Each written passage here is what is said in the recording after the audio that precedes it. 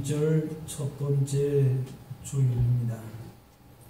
예수님의 오심을 기다리는 절기 대림절, 이제 앞으로 4주간을 보내게 됩니다. 이 영어로는 에드번트라고 하는데 라틴어로 오다, 출현하다라고 하는 단어에서 유래했습니다.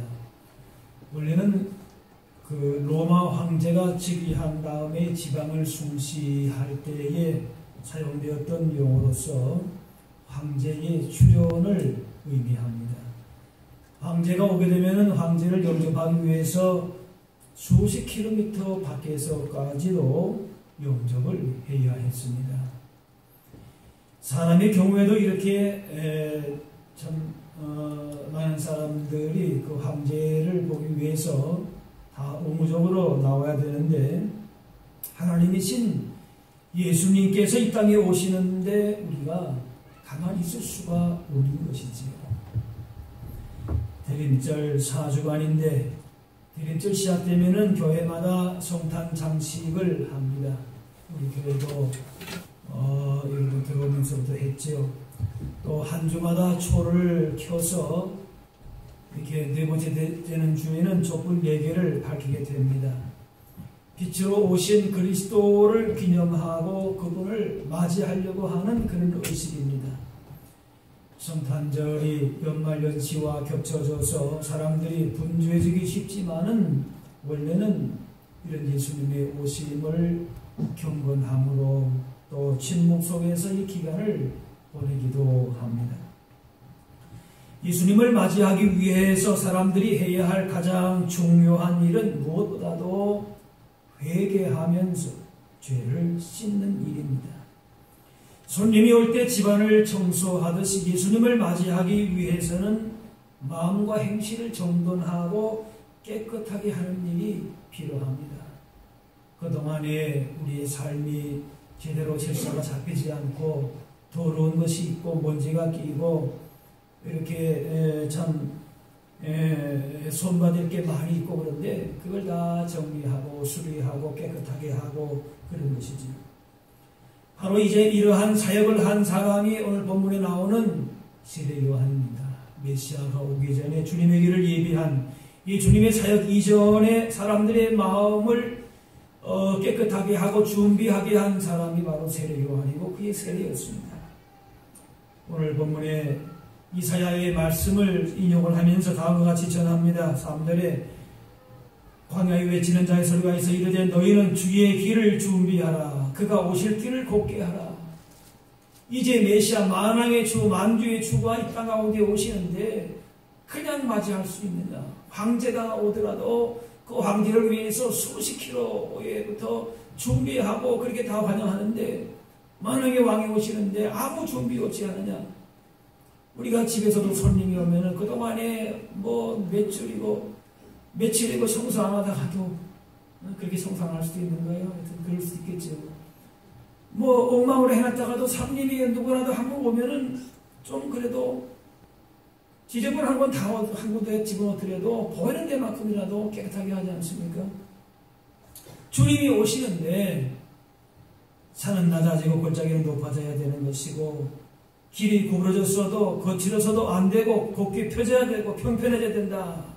이사야의 말씀을 이렇게 인용을 하면서 준비하라 이렇게 말씀하는 거죠. 그러면서 사람들의 마음을 준비하기 위해서 죄를 씻는 세례를 행합니다.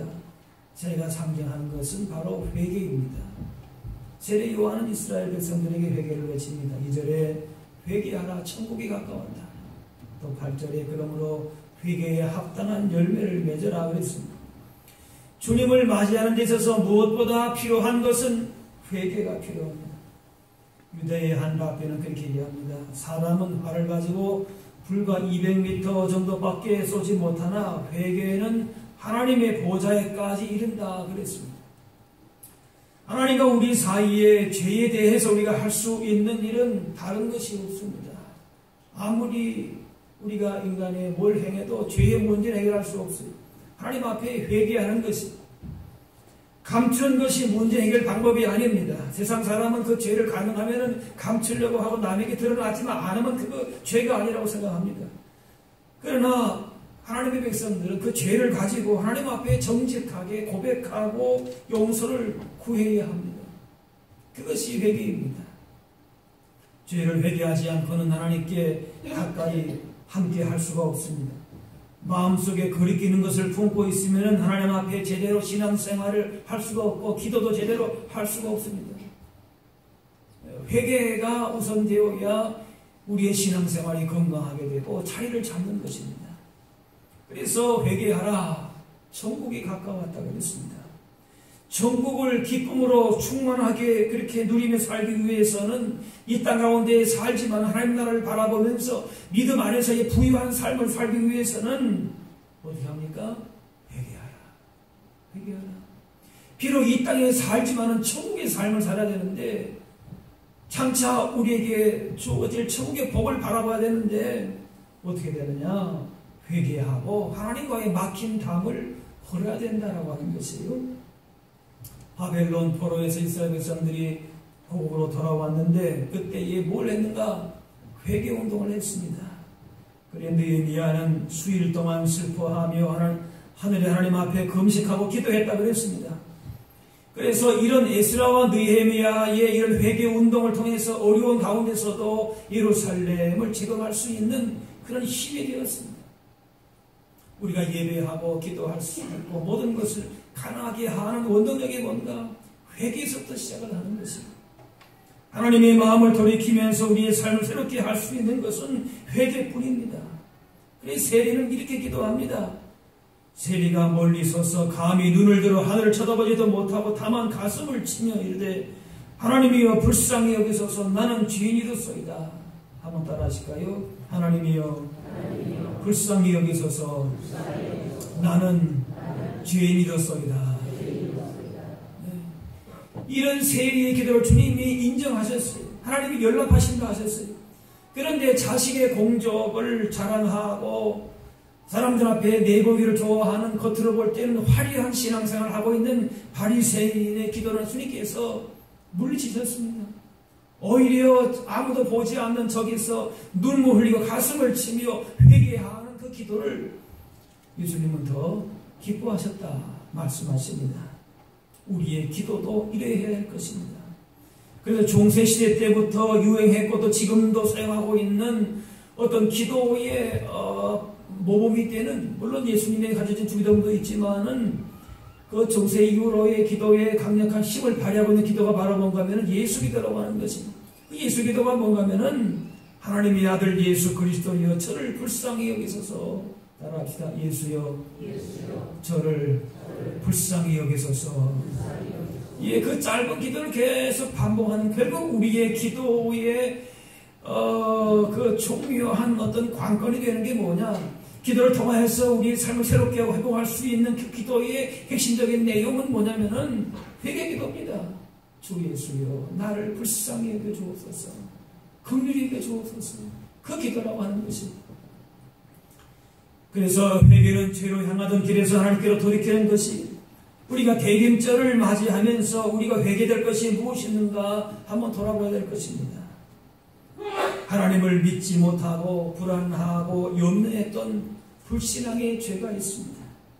회개해야 될 것이 게으름과 나태함이 있습니다. 이웃을 사랑하지 못하고 이기적으로 살아왔던 것이 있습니다. 하나님보다도 물질과 권력과 힘과 사람을 의지했던 것이 분명히 있을 것입니다.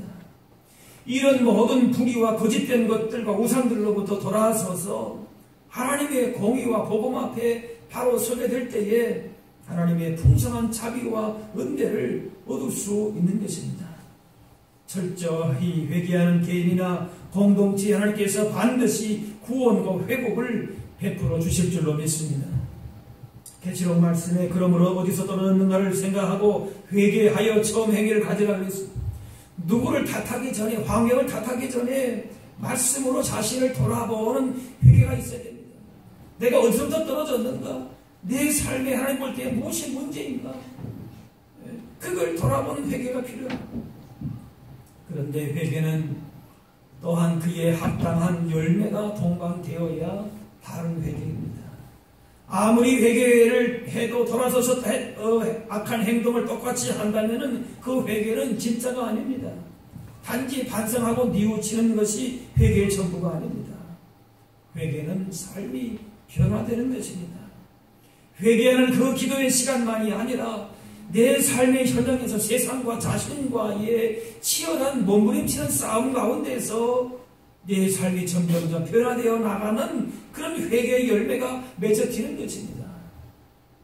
처음에는 의심과 갈등과 세상의 도전 앞에서 여러 가지 힘들고 어려운 과정들을 거칠 것이, 그러나 그 가운데에서 자신의 약함을 하나님 앞에 고백하면서 그 죄를 이겨나가는, 죄와 대항하는, 대적하는 그런 영적인 싸움이, 치열한 싸움이 있다라고 하는 것입니다.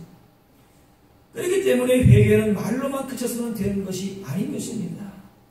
우리 삶의 현장 속에서 나타나는 회개에 합당한 열매를 맺어야 하는 것입니다. 그래서 세례 요한도 회개에 합당한 열매를 맺으라 그랬습니다. 요나서에 보게 되면 하나님의 심판하시기로 했던 니느웨를 용서하십니다. 요나서 말씀 보게 되면 하나님께서 요나를 통해서 말씀을 선포하게 될 때에 그 백성들이 굵은 베옷을 입고 제 위에 앉아서 금식하고 기도했다 그랬습니다. 그런데 그런 모습만 보시고 심판을 면하신 것이 아니라 요나서 3장의 말씀 보게 되면 하나님이 그들의 행한 것, 곧 그 악한 길에서 돌이켜 떠난 것을 보시고 하나님의 뜻을 돌이키셨다. 그리고 지향을 내리지 않으셨다 그랬습니다. 그들이 악한 길에서 떠난 것을 보시고 그랬습니다. 곧 회개에 합당한 열매를 맺은 것을 보시고 용서하셨다라고 하는 것입니다. 말로만 회개하고 실제적으로 회개에 합당한 열매를 맺지 못하는 사람들에 대해서 유대의 한 랍비는 이렇게 말합니다. 만일 사람이 불결한 것을 손에 쥐고 있다면 전 세계 모든 바다를 돌아다니며 씻어도 결코 정결해지지 않을 것이다. 그러나 만일 그가 그 불결한 것을 내던져 버린다면 소량의 물이라도 충분할 것이다. 그렇게 얘기했습니다. 자신에게 있는 더러운 것들을 버리기 아까워하기 때문에 그 회개는 말로만의 회개로 다람쥐 쳇바퀴 돌듯이 반복이 됩니다. 우리는 회개한다는 말을 많이 사용합니다. 집회 때마다 단골처럼 나오는 것이 바로 이 회개요, 회개 기도입니다. 그런데 정작 회개에 합당한 열매는 없는 겁니다. 지금 세례 요한이 선포했던 이 말씀을 듣는 많은 사람들이 회개도 하지요. 기도도 합니다. 더 열심히 합니다. 그런데 이 세례 요한이 말씀하는 건 뭡니까? 그런데 너희의 삶에 있어서 그 죄와 대적하는, 대항하는 치열한 싸움이 없다, 몸부림이 없다는 겁니다. 회개에 합당한 열매가 없다는 것이죠. 그래서 교회에서 회개를 많이 말하지만은 오히려 교회가 쇠퇴하고 사회로부터 질타를 받는 것입니다. 회개는 많은데 진정한 회개가 없다는 것이. 왜 그렇습니까? 그 이유는 자기 손에 있는 더러운 것을 놓지 못하고 입술로만 회개하기 때문에 그렇습니다.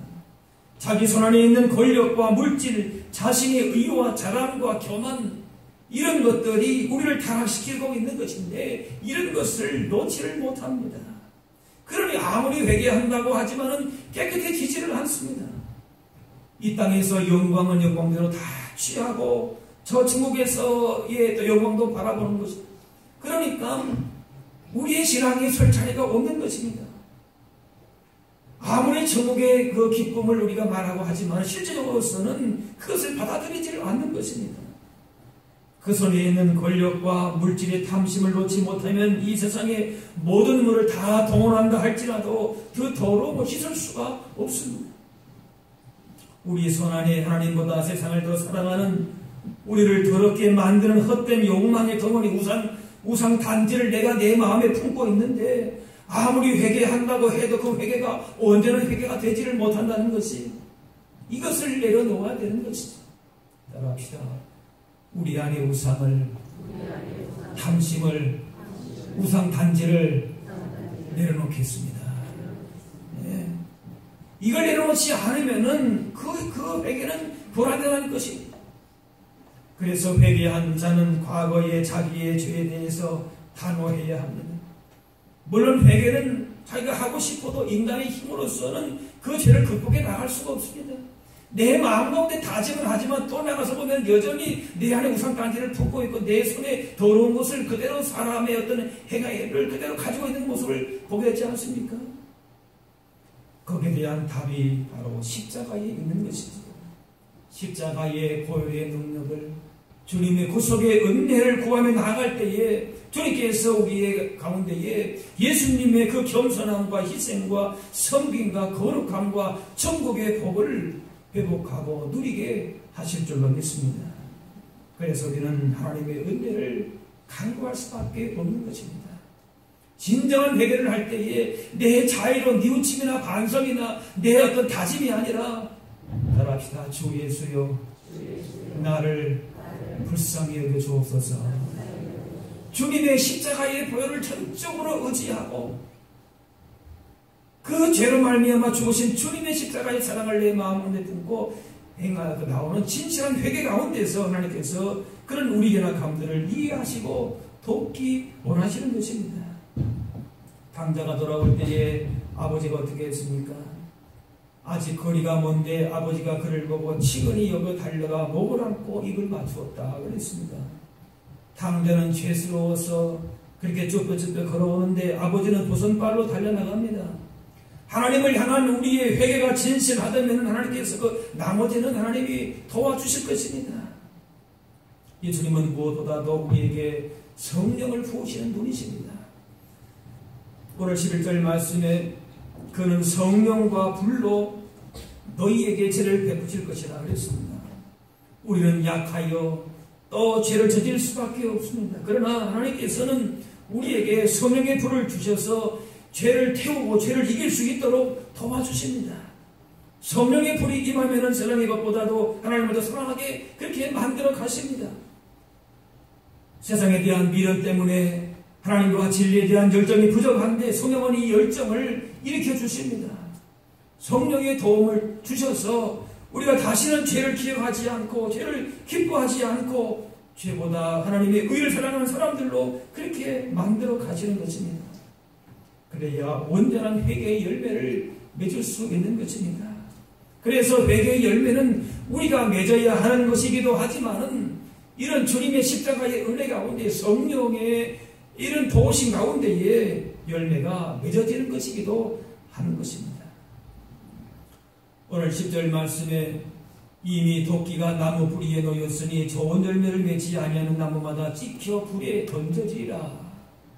지금 농부의 손에 도끼가 들려있어 열매를 얻고 땅만 해치는 나무를 찍어버리기 위해서입니다.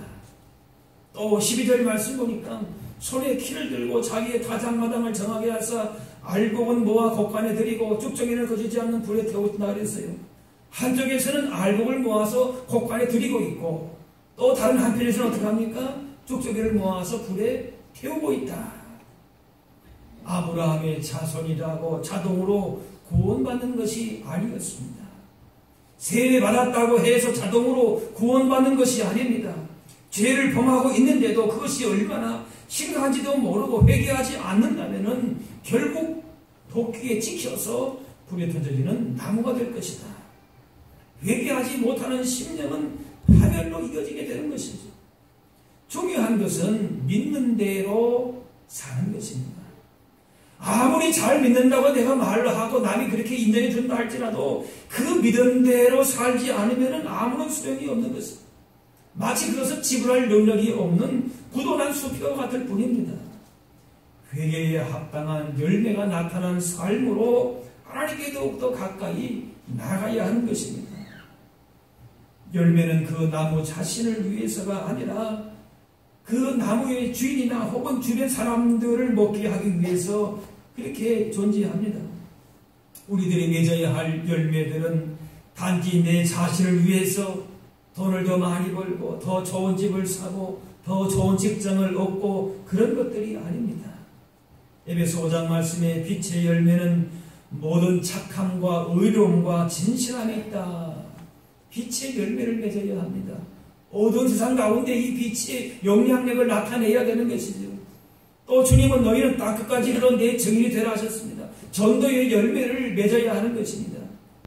또 오직 성령의 열매는 사랑과 희락과 화평, 오래 참음, 자비, 양성, 충성, 온유, 절제라고 하면서 그리스도의 이름에 합당한 열매 맺기를 주님이 원하십니다. 지금은 은혜의 때입니다. 기회의 때입니다. 지금 돌이켜도 늦지 않습니다. 그러나 머뭇머뭇하다 가는 그 기회를 잃고 말 것입니다. 하나님께서 은혜를 주실 때에, 말씀하실 때에 바꿔야지, 과거의 구태를 그저 반복하다만 하다가 있다면 언젠가는 도끼에 찍히고 불에 태워질 수가 할 수가 없는 것입니다. 예수님의 비유 가운데에 주인이 무화과 나무를 심고 1년 후에 와서 봅니다. 2년 후에 와서 3년 후에 와서 반복해서 왔다는 그런 말씀이 있는데, 그런데 도무지 열매가 맺히지 않는다. 그런 비유가 있습니다. 그러자 주인이 보던 지기에게 말합니다. 내가 그렇게 돌봤는데도 무화과 나무가 열매가 열리지 않으니까 그 땅까지도 다 버리게 되고, 다른 열매도 다른 나무도 영양분을 다 뺏어가 버리니까 그 나무를 그냥 잘라버리자. 그리고 새로운 나무를 심든지 하자. 그 열매를 먹지 못하니까 땅의 자양분만 그렇게 흡수하고 남에게 다른 나무에도 피해를 주는 것이. 하지만 열매 없는 나무를 찍어버리겠다라고 하는 것은 나무가 사라졌으면 좋겠다라고 하는 그런 분노가 아니라 열매를 맺기를 원하는 포도원 주인의 그런 애타는 마음, 사랑의 표현이다 볼 수가 있습니다. 무화과 나무는 심은 그 해에 열매를 맺는 것이 아니라 최소한 3년, 4년 기다려야 첫 열매를 맺는다고 합니다.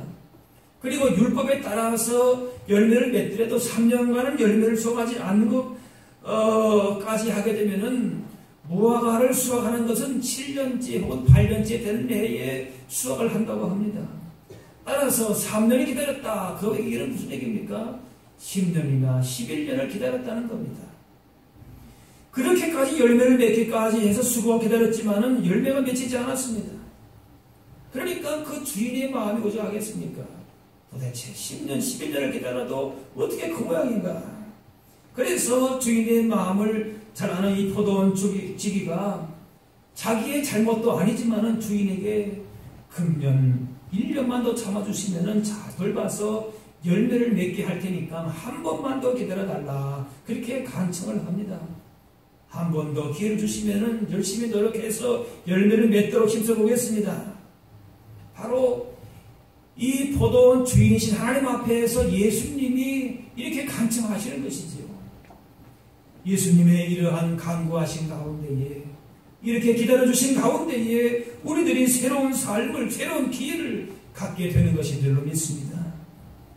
예수님의 이러한 간청 때문에 하나님께서 인간에게 회개의 기회를 주고 그 집행을 유예하신 것입니다. 이 비유는 1차적으로 사람들이 회개하지 않는다고 해서 당장 망하는 것이 아니라고 하는 것을 말씀합니다. 또한 진정한 회개는 비록 시간이 걸리지만은 반드시 그에 합당한 열매를 맺는다는 것을 보여줍니다.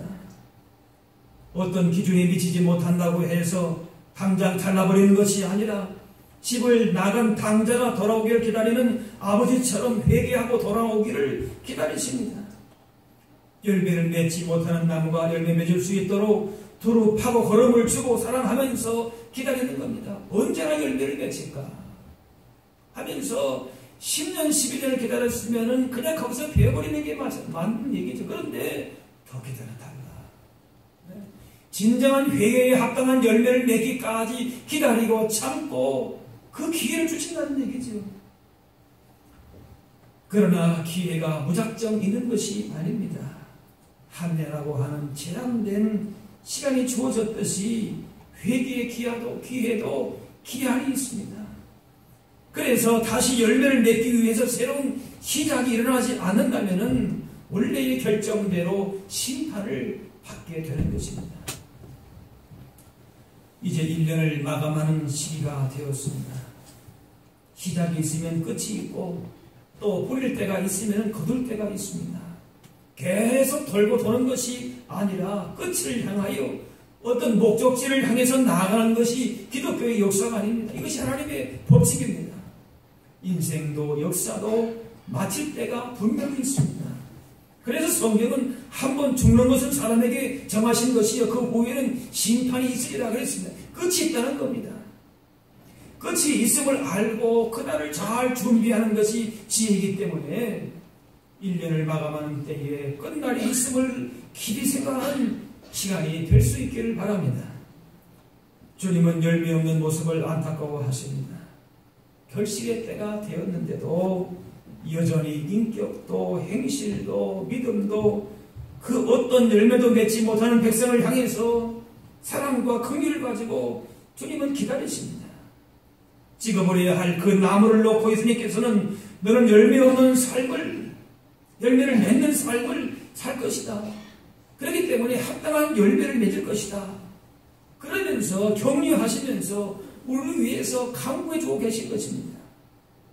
이런 주님의 기다림과 이런 마음의 소원이 없었다면 누구든지 하나님 앞에 설 사람이 없을 것입니다. 열매 맺을 것이라고 하는 가능성을 기대하시면서 인내하십니다. 이런 사랑 때문에 또 우리가 이런 사랑을 주님 앞에 기대하면서 주님도 우리를 향해서 기대하시고 우리도 주님을 기대하면서 이런 사랑 때문에 우리가 존재하고 변화되고 회개하며 돌아오는 것입니다. 그러므로 다시 기회를 주시는 주님의 사랑을 의지하고 열매를 맺도록 힘쓸 뿐만이 아니라 우리들도 서로서로 열매를 맺도록 기다려주고 사랑하고 격려해 주어야 할 것입니다. 운전하다가 잘못된 길로 가고 있다는 것을 알면은 당장 돌아서야 하는 것처럼 잘못된 길을 가고 있다면은 그렇게 여겨지고 있다면은 돌아켜야 합니다. 그 길로 계속 가게 되면은 점점 목적지와 멀어질 뿐입니다. 방향을 돌이키지 않을수록 돌아가는 시간이 오래 걸리고 그렇게 달리다 보게 되면은 목적지를 잃어버리게 되고 목적지를 바꾸게 될지도 모릅니다. 악한 길에 들어섰다는 것을 알게 되었을 때에 즉시 회개하고 돌아서야 합니다. 그것을 알았다는 자체가 하나님 주신 기회요 은혜라는 사실을 알아야 합니다. 그러나 그 기회와 그 은혜가 언제까지 무한정이냐? 아니, 기한은 끝은 있다는 겁니다. 말씀을 주실 때에, 은혜를 주실 때에, 길을 주실 때에 그에 합당한 회개의 열매를 맺어야 할 줄로 믿습니다. 우리들이 열매를 맺기까지 하나님의 참으심과 기다리심은 감사한 일입니다.